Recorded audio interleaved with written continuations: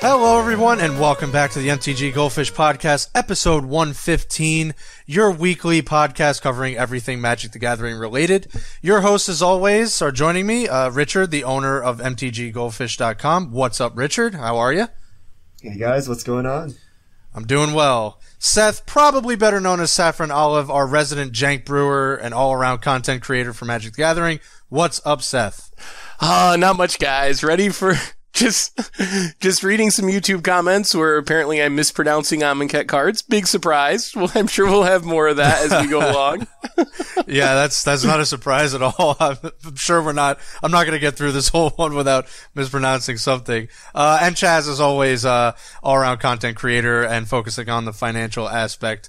You can find us on Google Play, iTunes, MTGGoldfish.com, and now on YouTube.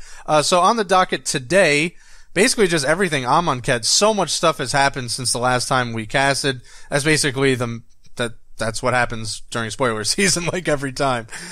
We cast, and then a million things happen, and then we have to play catch up. So, the Invocations, Amonkhet's Masterpiece series was revealed. We got to see a bunch of them, not all of them, so there's still a few missing. The actual in-print Amonkhet cards will also be revealed. And then we actually got some Amonkhet cards to talk about. So, we're gonna go through them as quickly as we can. We have a little tiny gold fishing segment, and then we're gonna wrap things up for some fish mail. So, I guess let's just dive right in. Amonkhet craziness ensues already. So first stop is Invocations. What did you guys think of the Invocations, Richard?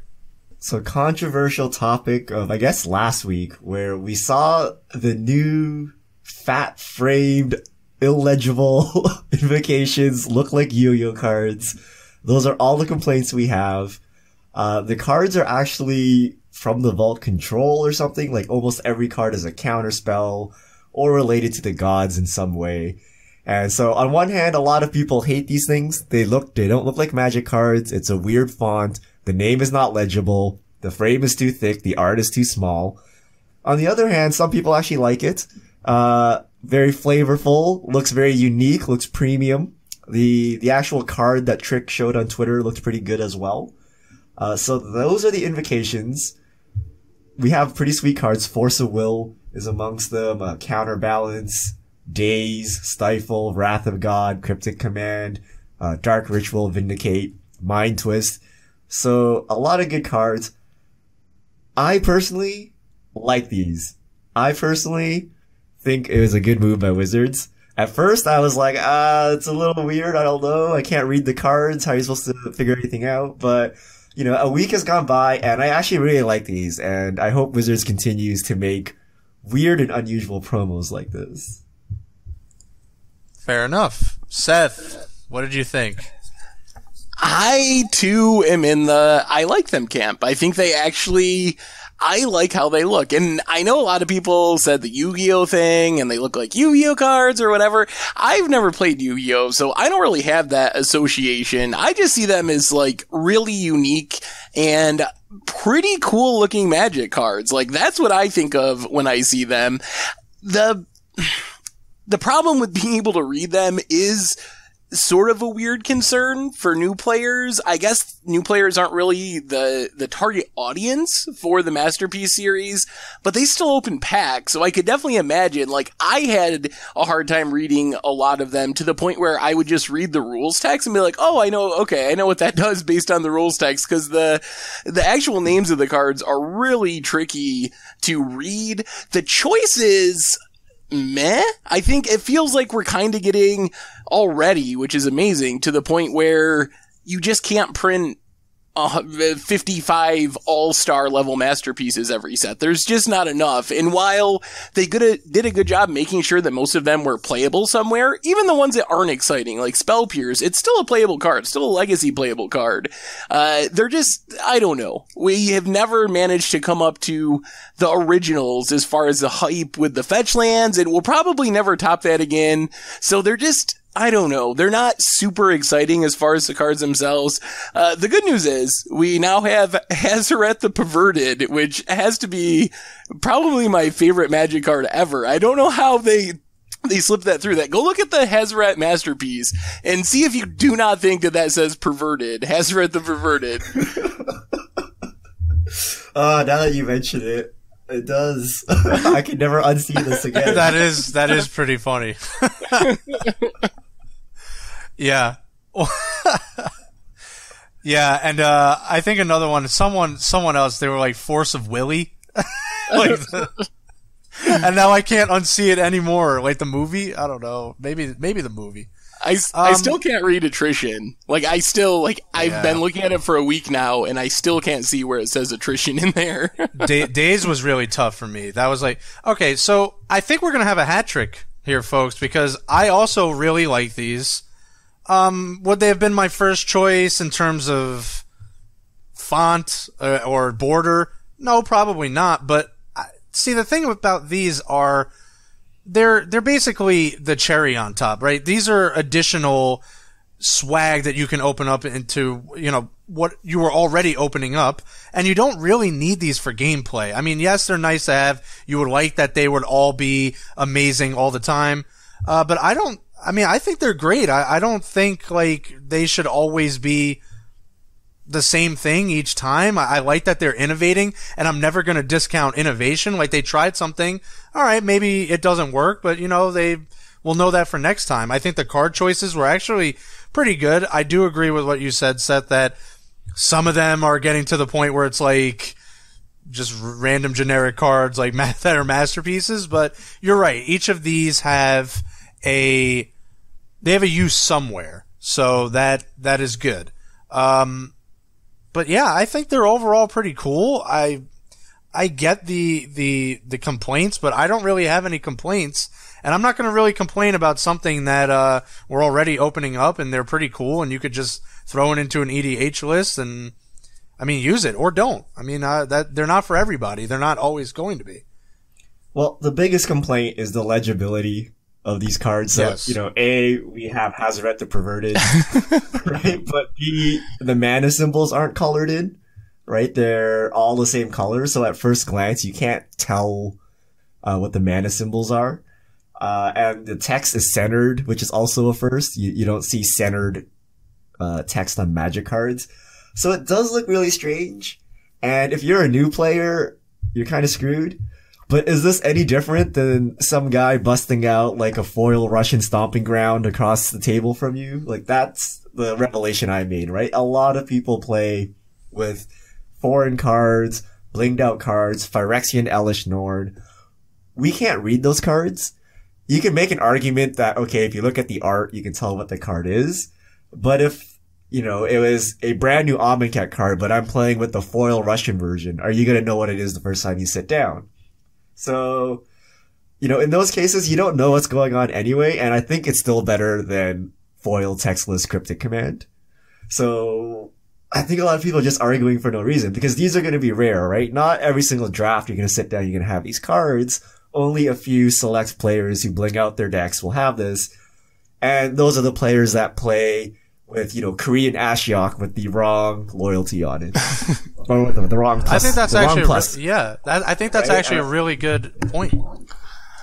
So, yeah, I don't know. Legibility is poor, but I think they wanted to do this. Was it Aaron Forsyth that said that they wanted to make it look illegible, but on second glance, if you look closer, you can read it. Yeah. I mean, it sounds like a dumb thing to kind of design for, but I guess they achieved it. And right, and it is cool. It looks unique, right? And yeah, you know, that was Aaron. They did they did make sure that the rules text was actually very easy to read.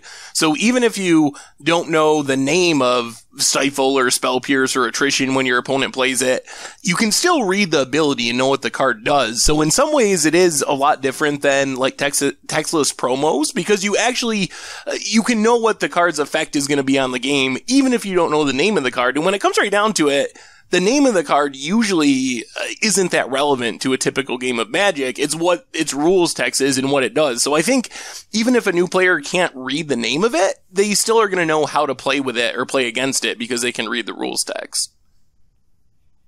Yeah, and another interesting thing is this is the first borderless cards we've received ever, right? Yes. Like even the textless full art cards, there's a black border around.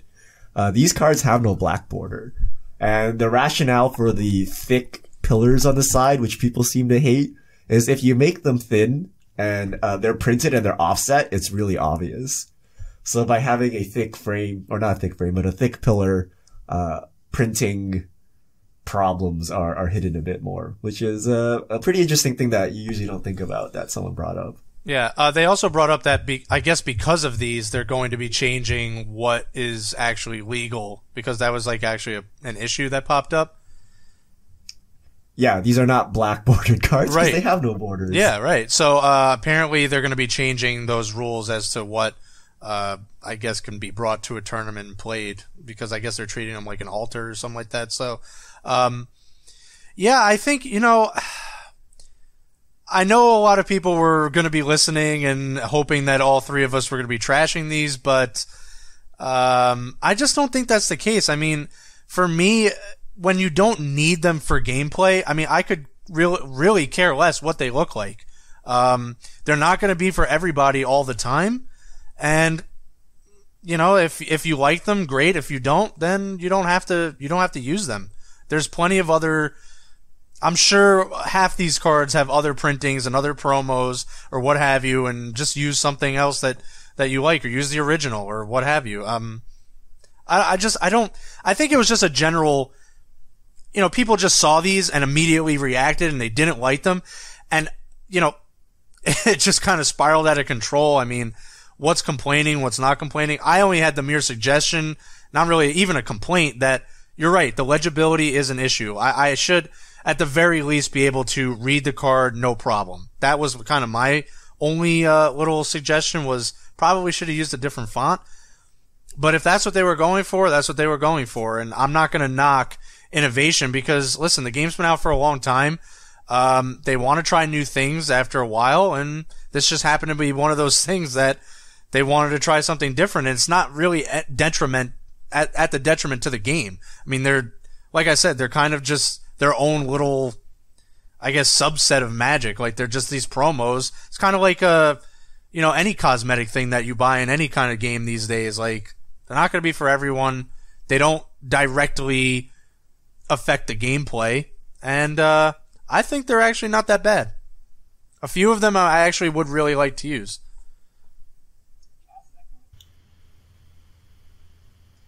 So, like I said, I like the card choices overall. There's some interesting ones that may not live up to your expectations, Seth. But I don't know. I think people just really had a huge overreaction, and it kind of can get pretty nasty whenever we see this kind of stuff happening. Let's assume the initial reaction holds. Most people hate these masterpieces. What does it mean for the set? Is it possible that budget Force of Will is Invocation Force of Will? Like, how will our booster box prices look if people continue to hate these cards? Overall, I don't think it'll hurt the EV of the booster box, but I think we could end up with the normal cards in the set being more expensive than in a set like Battle for Zendikar, where really expensive and popular invocations or Masterpiece series cards were eating up a ton of the value. So that's what I'll be looking for. I still think they're going to be expensive just because they're rare. And I don't know if it even matters how popular they are. I mean, it obviously does to some extent, but I think that their rarity will mean that cards like Force of Will are going to be expensive because there's going to be a niche market for them, and they're going to be rare enough that they're still going to be expensive. Yeah, I'm with Seth. I saw a couple posts saying that, well, actually posing the question that you're asking now, Richard, and saying, does it detract from Amonkhet, and what does this do to the boxes? And I'm with Seth. I just don't see them being so widely unliked by literally everybody. Like, there's going to be some interest for these, at least enough that it's going to bolster the prices and, overall the EV of the box enough that I don't think it should be a huge issue. Maybe some interesting, little things may happen. I know, Seth, that immediately when the pre-order prices started popping up for these, they were significantly less than the other Masterpiece series that we've seen in the past, but that could just be because that like a lot of the cards aren't as, let's just face it, I mean, they're not as like, I guess the caliber of some of the cards that we've seen in the past.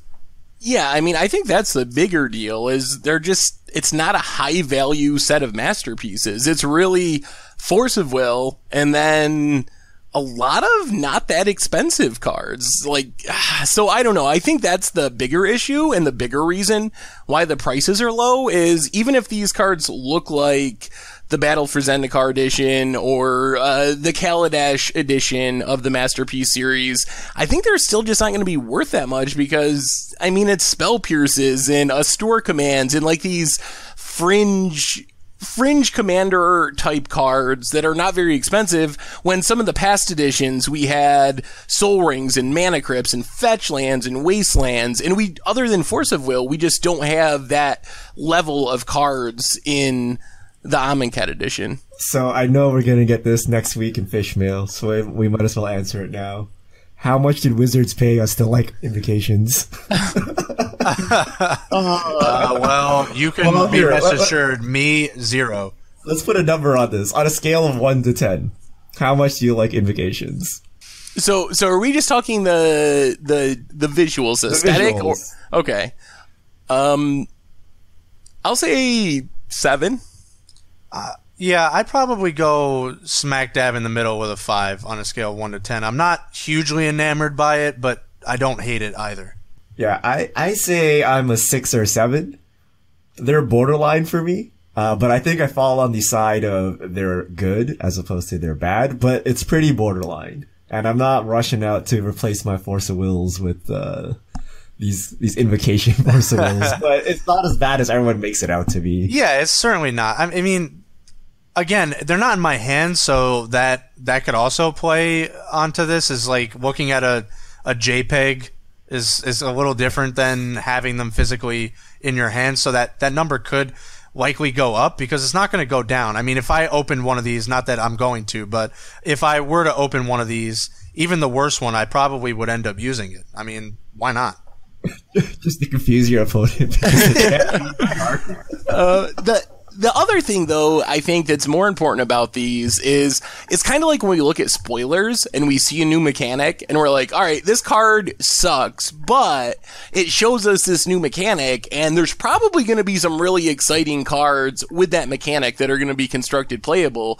That's kind of how I feel about these. Like, yes, they're not the greatest Magic cards of all time or anything, but the fact that they show us Wizards is willing to kind of go outside the box with the actual design of the cards makes me excited about future editions of Masterpiece series, because even if you don't like these ones and they're not for you, there's some really cool things that they could potentially do now that we know they're willing to like get rid of the borders and not have the mana symbols and like do all this stuff that they just never have been willing to do before. So I think that's for me the most exciting part of them is even if you don't like the Amonkhet Invocations, this means they could do something really awesome in a future set that you're really going to like and that's going to be 10 out of 10. Yeah, that's I agree. Old Watsy before the Reddit backlash. we'll see how they take this feedback because it was overwhelmingly negative like that on Reddit. It was overwhelmingly negative. I mean, but how much is that everybody just wants to jump on and kind of like get on the bashing? Like people will a decent percentage, I won't say a lot, but a decent enough percentage will find something wrong and then just kind of bandwagon and get on Wizards' case no matter what. I mean, sometimes I will agree. This time I'm not really agreeing. And I think really what you touched on, Seth, is pretty much what I've been thinking is like, why are we going to knock innovation? Okay, like if you don't like it, that's one thing, but it shows that they are kind of trying to get outside of the box, like think outside of the box, try something new at least. And I can't knock them for at least trying something new. And I think that's like just really the long and short of what I've been saying. I mean, I don't know how you guys feel, just to kind of wrap things up, and I don't want to go on and on and on about this, but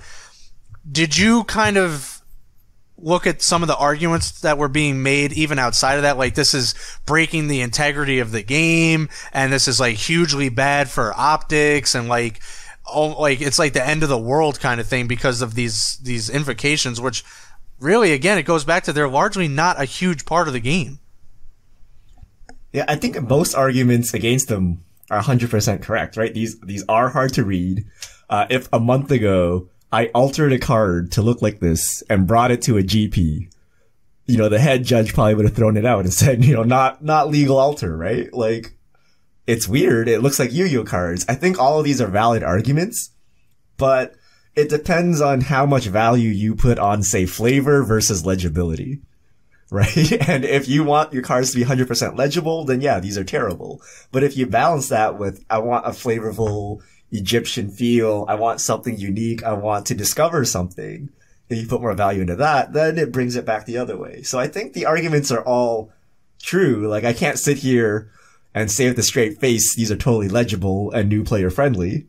But, they are different, right? Like, I'm a big advocate of promos being different, right? I really hate it when it's just some different art and it looks the exact same. And that's why some of my favorite promos are 100% illegible Elish Norn in Phyrexian, right? The black on black Planeswalkers, also very hard to read. Right? So I'm a fan of these flavorful and strange cards that don't look like cards in booster packs. So I like these. But at the same time, yeah, they're just really hard to read. The art is really small. For some reason, there's weird hieroglyphs in the names, so you can't even read the names correctly. And these are all valid. So it just depends on which attributes you put more value into. Wait, there's one thing I wanted to add. I wish they went all in and didn't use normal Magic art. I wish they drew like the old style Egyptian art. I wish they went all in. Like, why this, right? They could have went all in and it would have been really sweet. I'm sure they could have found things that looked like, what these pictures are depicting in like traditional, the old Egyptian culture art. Oh, you know how much people would have freaked out about that, though, if they were already this upset. And I mean, part of it is Magic players just don't like change. Like, Magic players are going to freak out no matter what happens. So I guess in some ways it's not unsurprising. I worry that this will keep Wizards from taking risks in the future based on the feedback and based on like this small bit of feedback from Twitter and from Reddit. I have to say, like, we did a video about the invocations on the YouTube channel, and this was the day they were spoiled, and literally, like, 9 out of 10 posts on my Twitter feed were massively negative. 9.9 out of 10 posts on Reddit were massively negative. And then in the YouTube video, it was really closer to, like, 50-50. Some people actually really like them, and I think Wizards gets their feedback from Reddit and from Twitter, primarily. Like, those are the two main places. So I think that occasionally, like, skews our view, but also skews Wizards' view of issues like this, because you're hearing from this specific echo chamber instead of hearing from the wider community to some extent. Good point. All right, to wrap things up on a positive note, best art. What is your favorite art of a new masterpiece here? Oh, easy. Easy one. It's Mind Twist. Mind Twist is so sweet. As soon as I saw it, it was my favorite art, and it has remained my favorite art from any masterpiece. The guy getting thought seized by his own stream of fart. That's how I read it on Reddit. That was the first interpretation. I just think it looks cool, and I don't like to think about it in that light, but I think it looks pretty sweet. It really matches the frame. Like, it actually matches the frame. Yes, it does. There are a few of them that really worked the frame and kind of knew that this was going to happen. In that sense, this is so tough. I think it's a tie between Entomb and Wrath of God. I mean, Titus just knocked it out of the park with Wrath of God. Not just because I, know and talk with him a lot on Twitter, but Titus really nailed it. And that's just really all I can say about that. And it was really fantastic. And the Entomb art is just, again, it just really feeds into that whole border. And I think it was just extremely well done. And I think that was by Aiton Zanya? I'm probably pronouncing this wrong, but yeah, sorry about that. But yeah, that one was really good too. I like Wrath of God. I like Daze, and I like Counterspell. I think the Daze is actually really nice. You're getting starstruck by a bunch of doves, and you forget to pay your 1 mana. I really like that. I really dislike Force of Will. I don't know what they're doing. I'm like, what is going on with this? I'm like, is the white stuff the force, the counter spell, or is it the spell being countered? I don't know what it is. The problem with what's crazy is like it's almost like we're getting to like that Pavlov's dog like kind of reaction with Force of Will. Like I don't know if you remember the card back in like Dragons of Tarkir, but if you just put something in like that weird pose of like stopping something, immediately everyone's going to start thinking Force of Will. And I think they're doing it to themselves on that one. So I don't know. It's just like that pose. It's like now if you use that pose on anything, it's like Force of Will. So might want to be careful with that. They used to draw Force of Will. They screwed up. It's like her now. Like that's the card. You can't get anyone else to do it. It's not going to look right. Yeah. All right. On to some actual Amonkhet news. So we got some spoilers. So let's jump right in. Richard, what do you got for us? How about dual lands? Cycling enters the battlefield tapped with a land type dual land. So we have Scattered Groves, which is a forest plains, enters the battlefield tapped, and you can pay 2 to cycle it. And we have the entire allied cycle. So red, green, green, white, blue, blue, white, blue, black, red, black. I did it. I named all. You got it.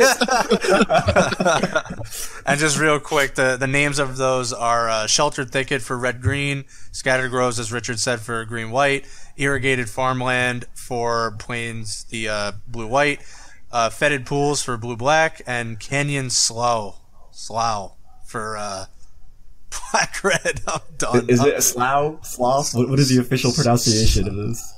I think it's Slew, they said. Slew? Man.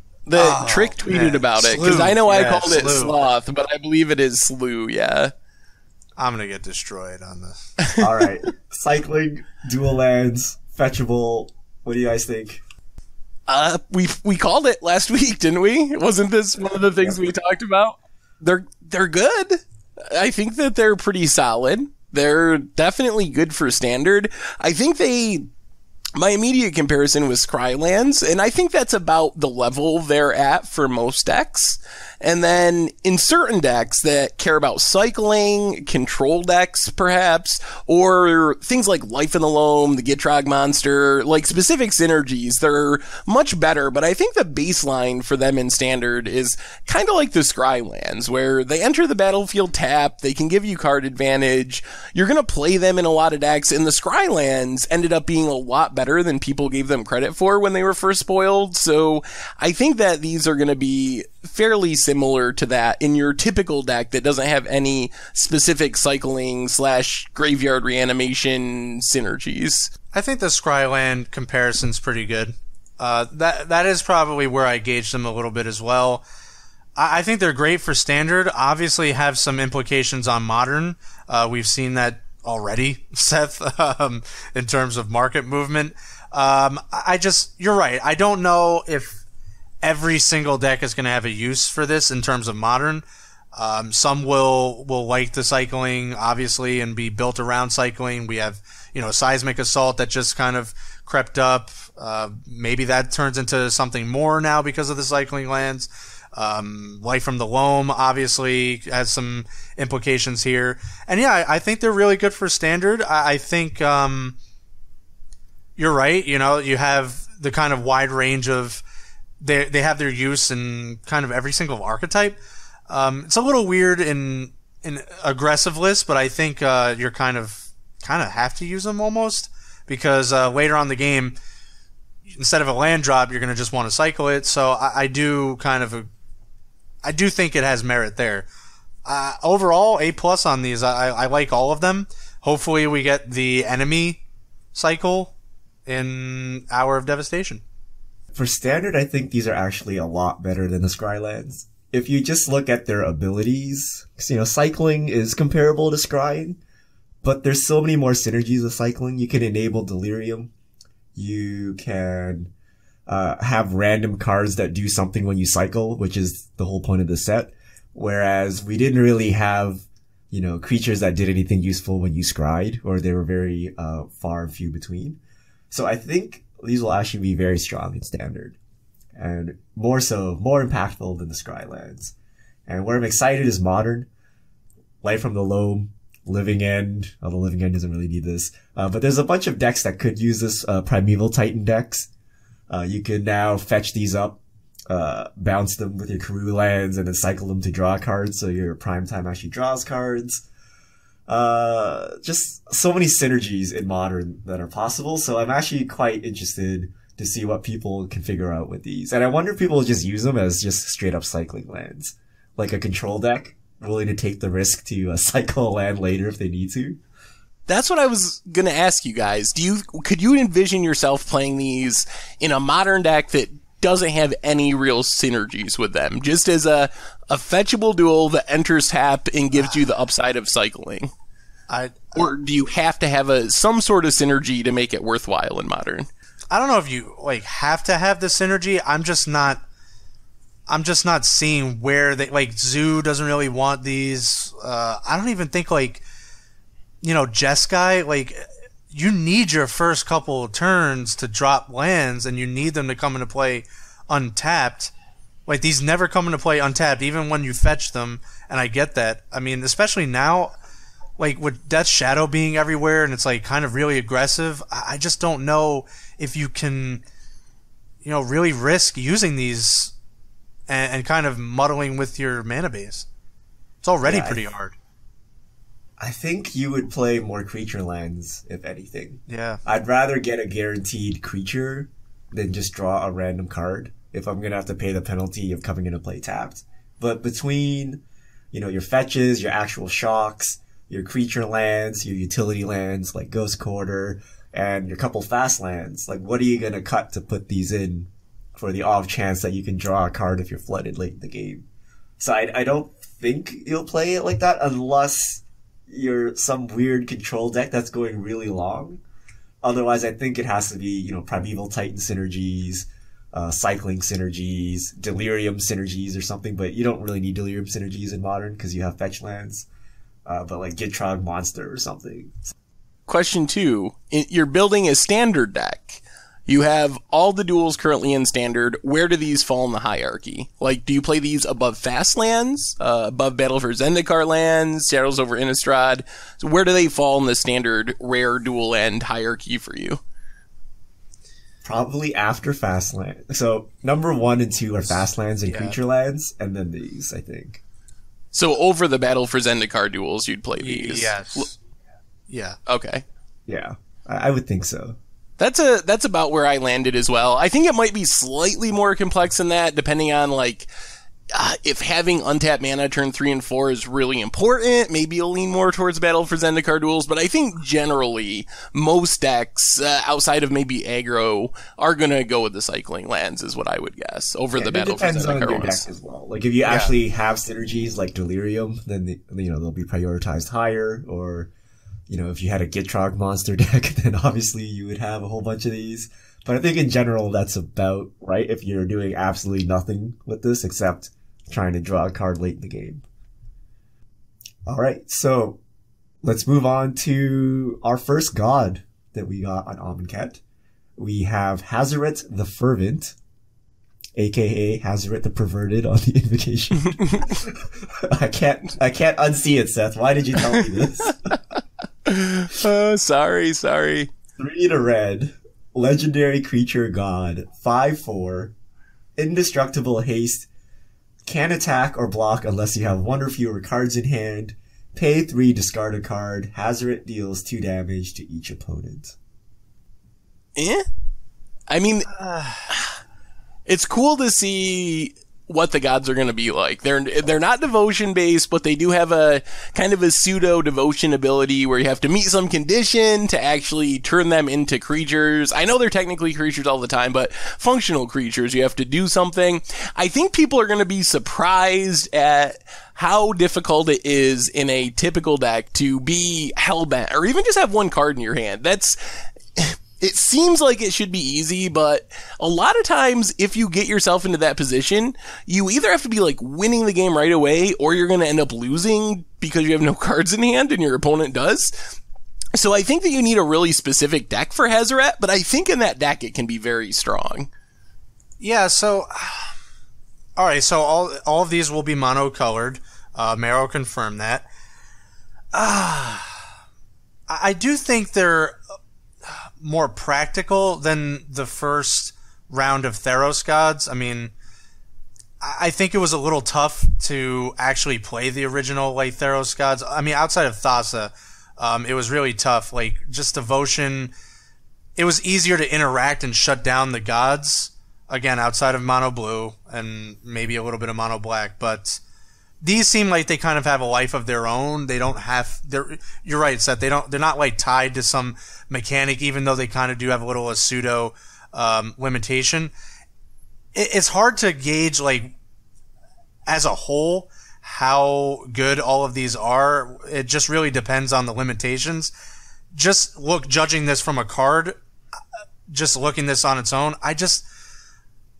I'm not seeing, like, it's good. I think it's overall okay, like, pretty solid. It's just, I don't know really where this fits in, because in an aggressive list, like, I don't even know if this is going to be able to reliably attack on turn 4. I was kind of thinking, like, trying to see, like, what you can play that isn't, like, just, like, a gimmick, but is solid. And a couple of cards that came to mind was, like, Bomat Courier. You have the Vampire, the 2/1 that flips is still in Standard. You have Fiery Temper still in Standard. You have Nahiri's Wrath still in Standard. So maybe there's a way to kind of empty your hand enough that you can reliably attack with Hazoret on turn 4. Because other than that, I mean, the longer you take to play this, the less, like, appealing it becomes. Like, I get the ability is okay, but, like, I actually think it's pretty good. I think if you have a deck that wants Hellrider, you would put this card in the deck. And here's the reason. You usually mulligan aggressively because you're an aggro deck. So that gets your card count down. You play this as a curve topper, hit them for 5, and then every single turn now you can just dome them for 2 without them doing, like, they have to get rid of this, but it's indestructible, so it's actually kind of difficult. And even if you cannot attack anymore, you're just doming them for 2 every turn. So if your deck is aggressive enough, that should be enough, right? And the fact that it's indestructible and threatens to attack every turn is pretty good. So I think if you actually have an aggressive deck and, everyone is not playing, like, weird mid-range mirrors with lifelink, this is pretty good. I think if you're a control deck and your opponent plays this, you're pretty scared. So I think it's good, and I don't see the downside as being that down. Giving a deck just a shock every turn puts a real clock on the other person to finish you off, and you have a 5/4 indestructible blocking that can attack at any time. I think we got it. All Lupin prototypes, this thing, and then some Noose Constrictors, so you can just discard your hand at will. Noose Constrictor. And get them. Just attack with a bunch of 5/5s. That could work. You know what? I totally forgot about Noose Constrictor. That is actually making me like this card a lot better. Red green beads. Prototypes. Wait, what is this god supposed to be? Is it the dog? What is it? Yeah. Is it the alligator? I can't tell. The art's too small. I think it's the dog. Yeah, and in terms of Hellrider, this isn't even like the dog Hellrider is riding on. Like, this is nowhere near Hellrider. Like, this Hellrider, is different times. Hellrider's retired. So, are you guys at all nervous about having a cycle of potentially powerful, indestructible, aggressively costed creatures in Standard? No, because, I mean, they made the Gear Hulks, and we managed. But they're destructible. You could kill them. Yeah, but the Gear Hulks, like, are they really destructible, Seth? Like, they already did all the damage they're going to do by the time you deal with them. I don't know. It makes me I would say... Did you really deal with the Gear Hulk after it's placed all its counters on everything? Did you really deal with the Torrential Gear Hulk? But you know, by the time it flashed back, its Stroke of Genius or whatever that card is, it gives you energy, whatever. I will say, I think exile-based removal's going up in value. Like, yes. Anguish Unmaking, Declaration in Stone, cards like that, I think suddenly get a lot better now that we know for sure there's going to be these indestructible gods. The huge drawback to these are they're always a creature. Like, they don't shut off, like, to just an enchantment. And I do think that's actually going to, like you just said, it's actually going to work to its disadvantage when people can start playing sorcery speed removal like Declaration in Stone again. I think that's actually a really good point. Yeah, plus there's -1/-1 counter theme in this set, so you can just either shrink or outright kill these gods. Yeah, that's true. And Grasp of Darkness gets this one at least. Yeah, it does. So I know there's like some talk on Twitter, Seth. I know a few of the pros were talking out like they were kind of comparing these to the older gods and somehow making the case that they were better. But I think actually the old Theros gods, like even if only a couple of them were good, like these, I think actually the gods switching back and forth between a enchantment and a creature and shutting off your removal like is actually kind of harder to deal with than you know that they're just creatures all the time. Yeah, but I think these will see play. No, I think they will too, out of the 10 gods from Theros, like 2 saw play, right? Yeah. I think the majority of these will see play unless they're actually terrible. But I think Hazoret will see play. And I foresee the other ones seeing play because they're just normal creatures. You know, just throw them in your deck and they're good to go. You don't need devotion. You don't need all that stuff to get them going. Yeah, that's the huge deal. Like, with the new gods, like Hazoret, you could be a base, I don't know, green-black deck, and if you really wanted Hazoret, you could splash it and still turn it into a creature. That didn't happen with the Theros gods. Like, you pretty much had to be monocolored, and not just monocolored, but built around getting devotion on the battlefield to really make them playable. These have a lot more potential and a lot more different archetypes, I think. Although I do agree with you, Chaz, that having them sit out there and be Declaration in Stone targets for several turns potentially before they can attack and block is a downside, but I still think these are probably going to be more playable. Yeah, I do agree, but they had to balance them somehow, so that's all taken into consideration. All right. Next we have everyone's favorite bird wizard. We have Aven Mind Sensor coming back from Future Sight. 2 and a white, 2/1, creature bird wizard, flash flying. If an opponent would search a library, that player searches the top 4 cards of that library instead. So fetches are coming back, right? Yep. Yeah, sure. I don't know anything about fetches, but I at the very least, this might not have an immediate impact on Standard. I just like this card being in the format. Like, I'm glad that they reprinted this card. I love the art, actually. Eric Deschamps is just, is amazing. And,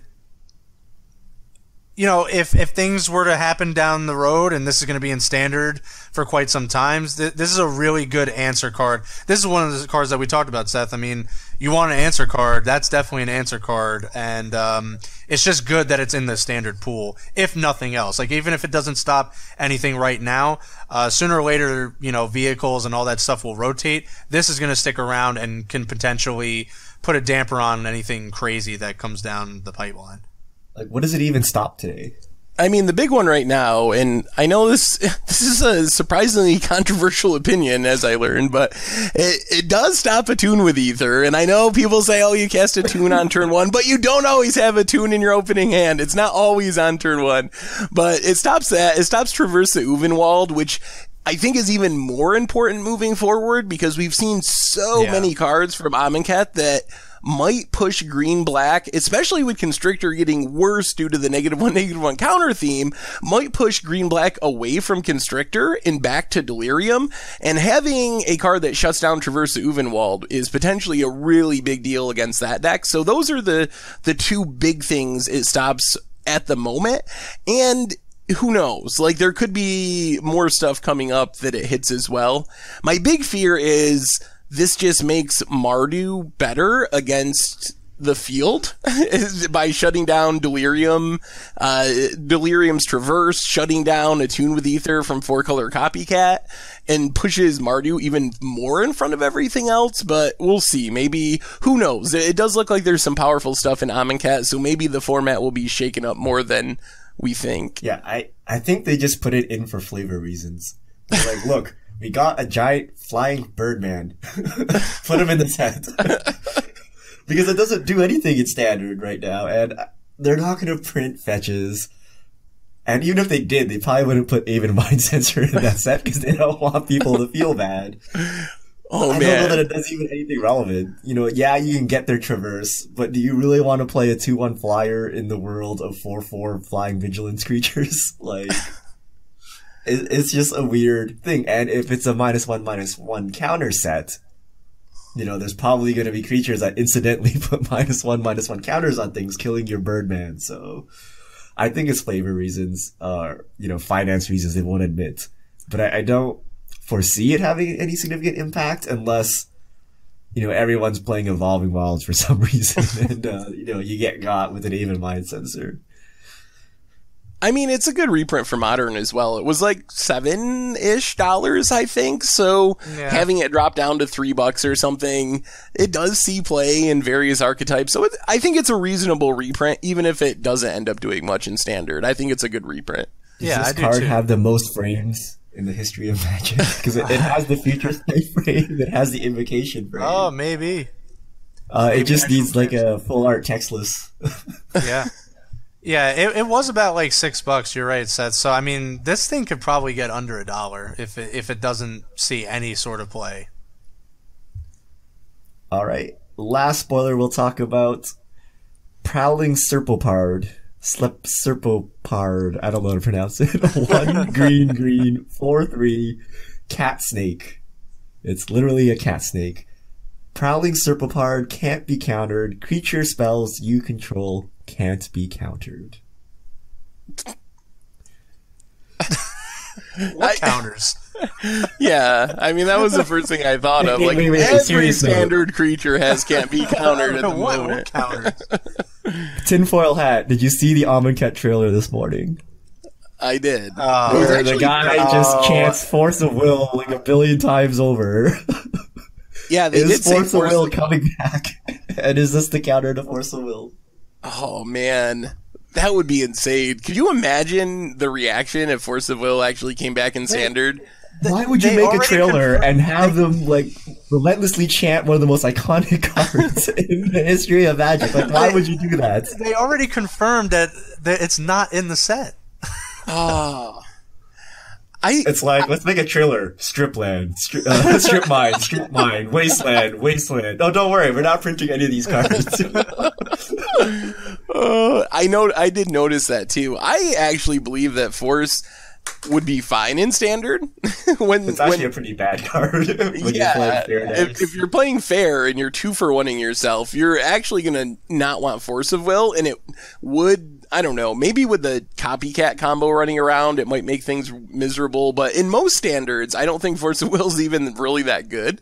But I can't imagine Wizard doing that. Like, I just don't think modern day Standard players could handle Force of Will being played against them or by them every match of every game. I gotta say, people are consistent about making sure they ask about these cards literally every single set, and I mean, some of the thought process that goes behind this is really obscure. Like, we're talking about a single green card in the set, it can't be countered, and creature spells can't be countered, so somehow that means Force of Will. But, I mean, alright. I will give you an E for effort. So this means the return of counter spells, though, right? Because no, it's probably you don't think they're going to print a legitimate counter in this deck? Why would they print this cat snake? I think they will. I think it's not going to be Force of Will. It's not going to be counter spell, but maybe a miscalculation, maybe a mana leak, something. What's a miscalculation? Miscalculation's like Revolutionary Rebuff, except it doesn't have any restrictions and it cycles. Oh, that would be on theme. Yeah, so I think maybe something to that level, like better than what we have been getting, but still not insane. So that's my hope. What do you, as the green mage, Chaz, are you going to be jamming this card? Like, is this card good?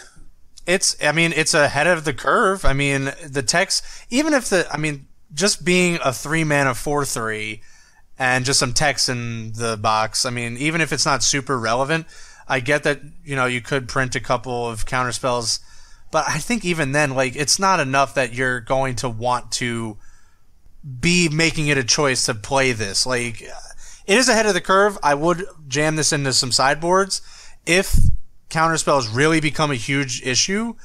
But, if an archetype like red-green monsters comes back, and maybe I'm already seeing, there's just large creatures at every step of the way in terms of the curve. You have a 4/3 for 3, you have a 5/4 for 4, you have the dragon. So maybe something's gonna happen, and I would play this even if counterspells were not a thing, just because it's a 4/3 for 3. So by ahead of the curve, you mean behind the curve, right? Because it trades with Toolcraft Exemplar, a 1-drop. That's going to get banned. See, you're working under the assumption that I don't think those cards are going to be gone. We're in the age of Magic where 3-mana 4/4 is borderline unplayable. You need 3-mana 4/4 with upside. So a 4/3 that trades with a 1-drop is simply not playable. Nah, Scrap Heap's a 2-drop. It's funny. Scrap Heap is a 2-drop. Toolcraft Exemplar is a 1-drop. Actually, it doesn't trade with Scrap Heap because Scrap Heap can't block. So, but on defense, it's funny. But you're not trading with that. Come on. It's funny. Funny how much worse these cards are without an Elvish Mystic around. Like, when I see this card, I think, oh man, turn 1, Elvish Mystic. Turn 2, play this. Like, that really changes how you build your decks, because with all the green Ram cards starting at 2 mana, it kind of pushes you to wanting to play 4-drops and not 3-drops, because it's awkward to play your Servant of the Conduit and then be like, oh, I'll play my 3-drop the next turn and not take advantage of the mana of it. So, I don't know. The other thing is Tireless Tracker is still around, so I think right now it's hard to play this over Tracker, but Tracker does rotate in the fall, so this could be something to keep in mind post-rotation. Definitely keep in mind if we do see Control make a comeback, then this is at least a reasonable sideboard card if we get a good blue-black or blue-white Control deck. Yeah, I always have to keep it optimistic for green cards, against creatureless Control. Because they have any creature there, it's gonna eat the cat snake. Well, you had people were using back in Theros that Hydra with X, and that was mostly ever a 4/4 or 3/3, and they used that. Yeah. Yeah, against creatureless Control decks. Yeah, because they had Pro Blue. Listen, right? I have to find the silver lining in all green cards. Is this the end all be all green card? No, but it can have a little niche role. But yeah, it reminds me of Boon Satyr, which was a 3-mana 4/2 flash that could be what's that? Bestowed. Yeah, but that barely saw play. Oh yeah, so, Boon Satyr is way better than this. So unless everyone's playing Drago Control, the cat snake's gonna have to sit on the sidelines. I was actually more excited about the Crocodile than I was this, but yeah. All right, we could do the Crocodile. Crocodile's pretty I was just real quick. That seems pretty good for an uncommon. I'm not going to lie. Crocodile of the Crossing, 3 and a green, a 5/4. It's a crocodile. Haste, 1. It enters the battlefield. Put a -1/-1 counter on target creature you control. Yeah. That's pretty scary, man. Yeah, it is. 4 mana, 5 power of haste coming at you. Yeah. And, I don't know of any cards right off the top of my head that will interact with the -1/-1 counter, but I don't think that's a huge drawback. No, I don't think it's a huge drawback unless you got a Winding Constrictor out. Then it's a little worse. Well, that kind of sucks. It's a 4 mana 4/3 haste. Someone tweeted me and said they want to use it in mono green Stompy in Modern because it resets like Strangleroot Geist and other Undying cards, so it resets stuff like that, which is neat. I don't know if that's really going to be good enough, but it's a cool idea. In Modern, there are some things you can do with putting a -1/-1 counter on things that is more powerful than in Standard at the moment. Oh, yeah, I didn't think about Modern. I was trying to just think about Standard. Wow, that is pretty interesting. Yeah, I don't know if it's like... you can reset the counters on Experiment 1. I mean, it's very convenient if you have Straggly Root Guys, but if you don't, you can remove Persist from your kitchen fix. Yeah, well, actually, more often than not, I think this would just leave Experiment 1 the same, because you'd give it the -1/-1 counter, and then it would get the Evolve. So, actually, yeah, that works. Kudos to whoever thought that up. That's great. But I think just 4 mana Lightning Axe to the face is pretty good. You just try to use it as like finishing reach. Man, we've come a long way from Emperor Crocodile. Yeah. But the art has not. The art is almost exactly the same. Yes. So we've came a long way in terms of power level, but I think it's the same artist too. Kev Walker is like the crocodile guy when it comes to MTG art. I think he's drawn every crocodile in Magic's history. Yes. It's like literally. I think he drew the one from Plane Shift. Yeah, he did do the Plane Shift one too. Yeah. I think it was blue black. Oh man. Yeah. I think Marsh that crocodile has to be like. That has to be weird. Like, you get the call, all right, we need a crocodile for this set. We got you. We're tagging you, and it's like, these damn crocodiles. Why can't they ever make them amazing? Yeah. This way I can make at least Trace Gilson gets to draw every Force of Will, and Kev Walker has to draw every common crocodile. Oh man! If they were good, then it's like it doesn't matter. But all right, so I think that wraps it up for Amonkhet stuff. One little quick tidbit before we go. So there was the uncommon, Destined, and Lead. So basically, it confirmed the other card, right? I mean, the kind of weird split card. Yep, Fuse back. It's a real thing. Yeah. Still as ugly as it was a couple weeks ago when it was unconfirmed. Yeah. So I'm taking the Invocations over that weirdness, but I mean, like I said, it still works. All right, Goldfishing. You have one for us, Richard? My story of playing Modern on Moto. Oh. So I was gonna test some Modern this past week. So I wanted to play Little Kid Abzan, Little Kid Junk, which is basically Abzan, but with like Loxodon and Smiters, Voice of Resurgence, Noble Hierarchs and stuff. Really good against other creature decks, right? So I'm like, I want to test, the Jund matchup, the Abzan matchup. Queue up. I play 4 different decks, all combo decks. I play Ad Nauseam, Dredge, some Valakut deck, and I just rage quit. I was like, I can't play Modern, it's too diverse, and then I quit. So that's where I'm at with Modern now. It's too diverse for me. I can't handle it. I'm like, I can't handle these decks. There's just too many of them. Literally, we were talking literally about this for weeks in a row about staleness and all this stuff, and then when there's what do people want, man? I don't know anymore. It's too many decks, it's a problem. When there's not enough decks, it's a problem. Please cut down the number of decks in Modern, please. So yeah, it's pretty funny. Modern is in a pretty good spot right now. There's just so many decks viable, and any tier 2 or tier 3 deck can kill you if you're not ready for it. Which makes it really hard to play fair decks. You didn't run across the Crack Clan Ironworks list? No, I was spared from that. I was spared from that.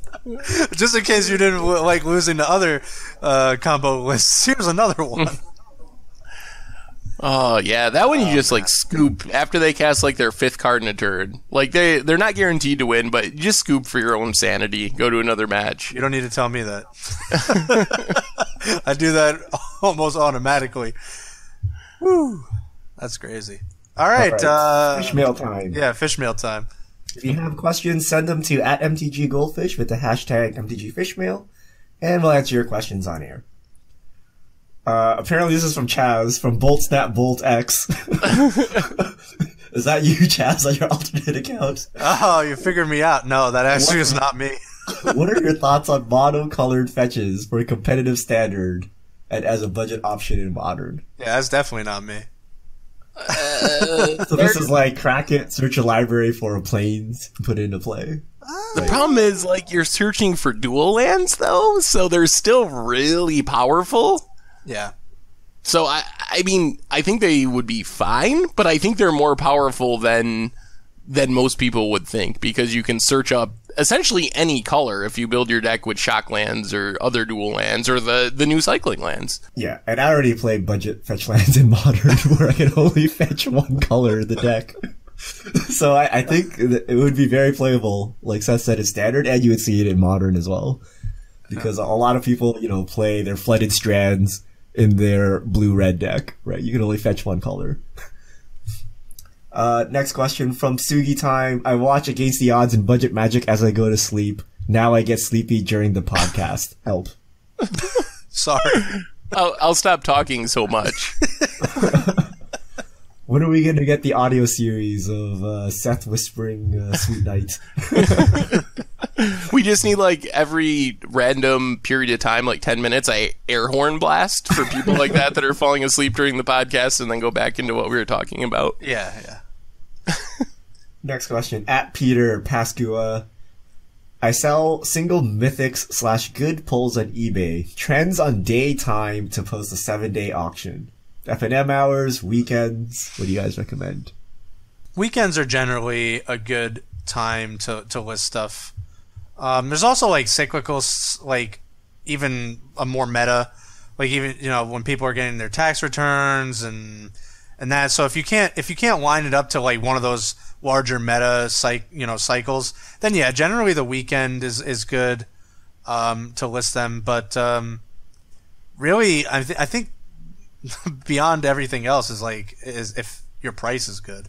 I don't think listing it at any particular point is going to matter if your price is not good.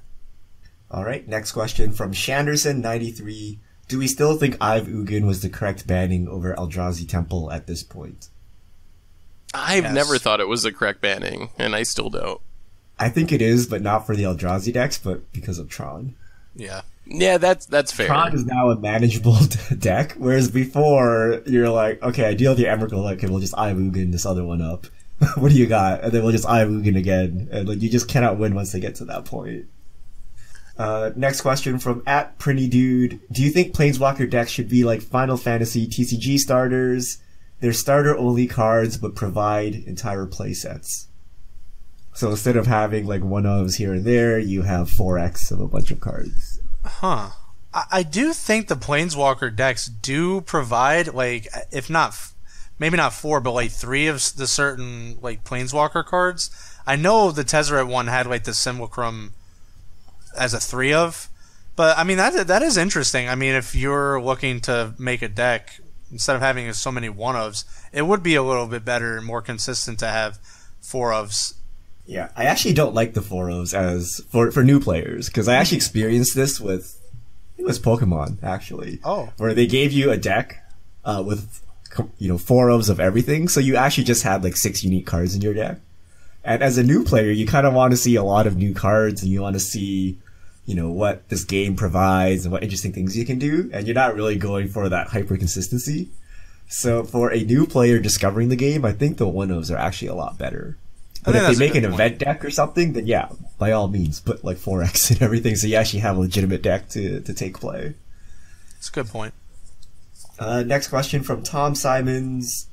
We answered this already. Do masterpieces depress standard prices if no one wants the masterpieces? If anything, the opposite. I think that if anything, it could make standard more expensive because the masterpieces won't be eating up as much of the value of the set. That's exactly right. But if anything, it only leads to some of the better cards already just gaining the extra value than they normally had. Like, I don't think that means like everything just goes up because no one wants a masterpiece. And I think no one is a broad statement. There's always going to be someone out there that's going to want these. So I don't think it's a huge change, to be honest.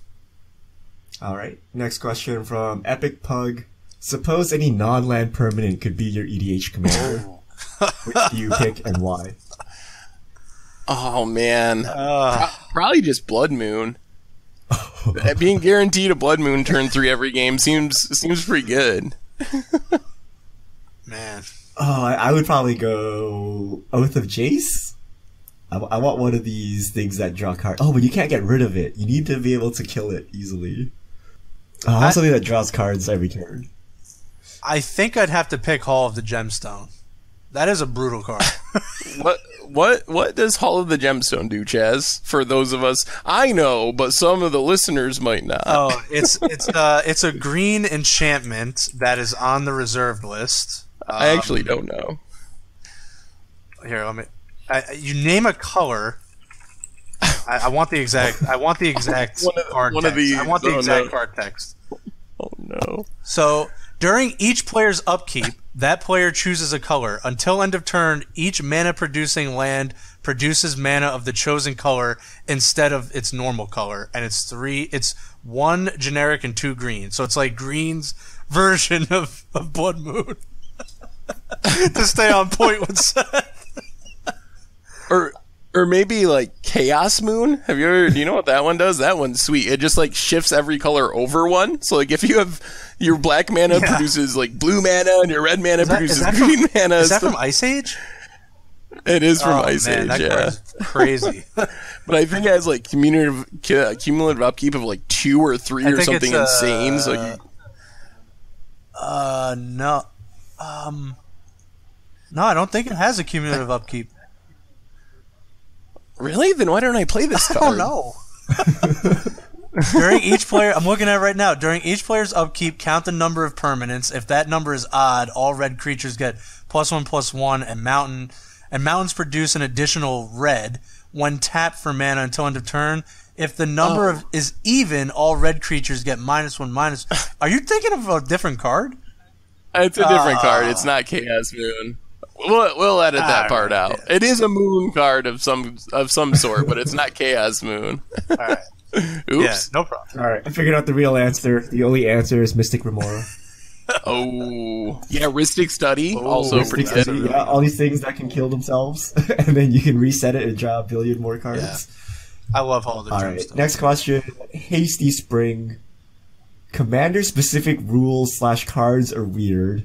What do you like about Commander? Why do you play Commander over Highlander?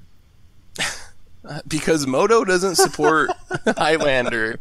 It barely supports Commander, but you can actually play Commander on Moto. So that's the biggest reason. I think Highlander sounds super sweet, but I play on Moto, and you can't really Highlander on Moto. I actually really like Highlander too. The problem is, it's like I don't find as many people that have like Highlander decks already built as much as just Commander. I think Commander is just a little more universal, and I'll like 9.9 out of 10 times I'll find someone that's eagerly and ready to play Commander.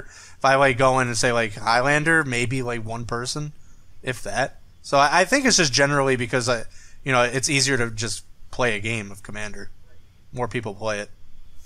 All right, next question from @OnlyWay. This was in regards to last week we were talking about brick counters. Every single counter in Magic since the beginning of time. They've been waiting an entire week to get you on this, Richard. I was like, is this the first time we've had named counters? And literally every counter ever. And there it goes. And that was it. Don't worry, it happens to all three of us. You said it. Hey man, but they gave you the perforated brick counter cutout. It has to be special. No, it's not. And they found literally every card in Magic's existence to prove you wrong. Every counter. Yeah, luck counters. There were some counters I didn't even know existed, to be honest with you. Alright, next question from Archie Galway 1. Since Bolas isn't on any pack art or in the Planeswalker decks, do we have to wait until Hour of Devastation to see I think so. It's possible. I don't think we know for sure, but kind of looking that way. Yeah, he's probably going to be the face card of Hour of Devastation. Just like Emrakul a year ago. He's probably going to be the set symbol and it's going to get leaked Some mail gets sent No, out. no, they're gonna pretend like no one knows it's Nicole Bolas. Like, ooh, what's going on in our devastation, Magic players? Like, we know it's the Emrakul Wizards. Cut it out. Give us a spoiler. Just give us the card already. All right. All right, next question from Mean Pork. Wow, since some of you actually like the Invocation frame, it was actually posted yesterday, so he knows as well. Oh. Which frame do you think is the worst MTG frame? This is probably going to be controversial, but I think our current one. Well, can't we go back to the old border? Just go back to the original old border. Maybe white border. I guess you could argue white border. What's so bad about it? It's pretty good. It's not bad, but it's just not as good as the old style frame. You know what really affects? I miss brown artifacts. Yeah, I was about to say. You know what really only affects artifacts, but see, the problem is I really love the old border too, but the problem is that they're so easy to like counterfeit. Yeah, slap a holofoil onto it. I guess you could do that. But I think I just like, is it like 7th or 10th? Like one of those core sets back then had the frames just look really weird to me. And when you look at them, they look so old. What was the frame that we had in the first Meriden block? That was horrible. Was that like just a normal frame? Because maybe it was just Meriden, but I couldn't tell what was a white card and what was an artifact half the time. Am I? Yeah, I don't know. I think it was a normal frame. Okay, then. No, Probably, it wasn't the original normal frame. It was a newer frame. Yeah, like the modern frame, I think. I don't know. My controversial frame opinion is the Future Sight frame is actually my favorite. I wish we had more of those, but apparently I learned this week that everyone apparently hates that frame. I like Future Sight frame. I don't think it was bad. But we also like Invocation, so what do we know? What do we know? I'm still laughing about, stop it, Wizards. Just give us the spoiler. That's playing in my head, and I just keep laughing. And Next question from Talthar10. When do you believe we will get enemy battle and cycle lands? I hate unfinished cycles. Yeah, that really... that grinds my gears too. Who knows? Return to Zendikar. Hopefully we get cycling lands in our devastation, though. It's not impossible. Amonkhet of Eldrazi. No, the battle of return to Amonkhet. Yeah, one of those. Next question, Antioch. Sun Petal Grove is my favorite art on a card. What is everyone's favorite non-promo card art? Sun Petal Grove. I don't know my favorite art. Oh man, I don't know. I think Horrible Hordes, actually. What happened to Dwarven Thaumaturgist? Why were we asked this again? I don't know. I picked the first thing that popped into my head. the surf token, or is that just your favorite token? And that's my favorite token. The surf token is awesome. The Zedru card. I don't actually know. Yeah. It's a green card for sure, but I just don't know. I like them. That's a blue card, right? I thought.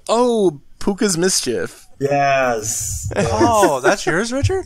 It's pretty funny. I don't know if it was my favorite, but I enjoyed it. Okay. My favorite card probably be some Therese Nielsen. Yeah, mine's probably some green card. I can't really think of one that I can't have a favorite. I don't know. All right, so we effectively did not answer that question because we can't remember the name of cards off the top of our heads. Yeah, like we got Puka's Mischief, so that's good enough. Puka's Mischief. At ColeHit45. You guys don't plug Patreon constantly. What are your feelings on Patreon, and why don't you jump on that bandwagon? We don't plug it because we don't have one. We don't. Well, I guess that's... I don't know. I like to keep content free as opposed to having people pay for privileges and stuff like that. Try to keep everything as free as possible so that everyone can hear and consume the content. Yeah. But check out our merch page. Yeah, we plug the merch page. We plug our giveaways. Next question, at Run Thunder Snow. Modern Masters 2019, Theros and Khans will be legal. What are the chances of Khans fetches? Probably a good chance, considering they finally went ahead and showed us that they will put fetch lands in a master set. Yeah, I mean, I guess it's possible. Do they even need reprinting at this point? They're still pretty cheap. Come on. Did Tarmogoyf need a reprinting? Apparently it did. Reprinted in every set. I think the fetches will come. Because otherwise, if they've concluded that they're never going to be in standard again, like where else would you I think the these? bigger question is Tarmogoyf in Modern Masters 2019? Again? Yes. Oh. It's like Tarmogoyf will be in every Modern Masters ever made, ever, until they make another Lurgoyf that's like star 2. Yeah, that $200 card is just not sitting well with them. It's like the reverse damnation. Yeah. What do you think of making a new Tarmogoyf where it has one more power than toughness? We could just leave the regular one. So it's just like Tarmogoyf. That would be, wouldn't it be so much worse? Actually, It dies to bolt, right? Yeah. Well, doesn't it just die if you cast it with an empty graveyard, or if someone plays a rest in peace? Yeah. Yeah. That would And make it's it a lot easier to more kill fair, with bolt. probably. That's probably what it should have And, been. yeah, But it gives you one more power to like kill people with that aren't interacting Yeah. with you. So That's probably what it should have been in the first place. when you cast it, it dies instantly. well, it's funny because a lot of them are 0/0s. If you look at the other ones Yeah, through history, they are. so Tarmogoyf probably should have been a 0/0 as well. Yep. Hey, I'm not complaining. It's a green card, so I'm good with it. But No, we'll just shift it into white or something. why you gotta do? They tried that All once right, before. those are all of our fish mail questions. Yes, very good questions. Thank you so much. They're always really fun, and they tried to shift Goyfs into other colors, and I don't think that worked out too well. Well, except actually, Wait, what color did they go remember into? all the ones from Odyssey? No. What color were they? There was a Are they different colors? yeah. There was a Multiple one for each color. They're really bad. They're terrible. No, telling me I could have no, made the a green Lurgoyf one was tribal good. deck? The green one. Are they actually the green one used to see play? Terravore. Terravore. Oh, yeah, it's yeah. a vor, not really a Oh. Goyf, but you know, same stuff. Oh, that's the Goyf cycle? I know terrible. Yeah. It used to be like a No, legacy they are staple at one point, Lugroif, wasn't it? Lugroifs, aren't they? Lugroif, whatever the hell they're called. Lurgoyfs. Aren't they? Oh, no, It's Lurgoyf. seriously, are they? I thought they were. No, I don't think they are. I believe so. Oh, no. Oh yeah, there's a cycle of them. They're- Cantivore, Cognivore, Detravore, Lurgoyf, Magnivore, Yeah, see? Mortivore, and see, Terravore. I knew it. It's not a full. Well, I guess it is a cycle. They Interesting. were all terrible. Number of enchantments in your graveyard, number of instants, number of Oh, this is pretty non-basic good. lands, Go figure. Yeah. sorceries, creatures, and lands. Terravore is definitely the best of the bunch, I think. Of course it is. It's green. No, seriously, it was the best one. I think that's a great place to end the podcast. Green is good. We will see you all next time for more Amonkhet spoilers. Gentlemen, great cast. We will see you all next time. This will be the MTG Goldfish crew signing out, and tune in with us for more Amonkhet stuff. Take care.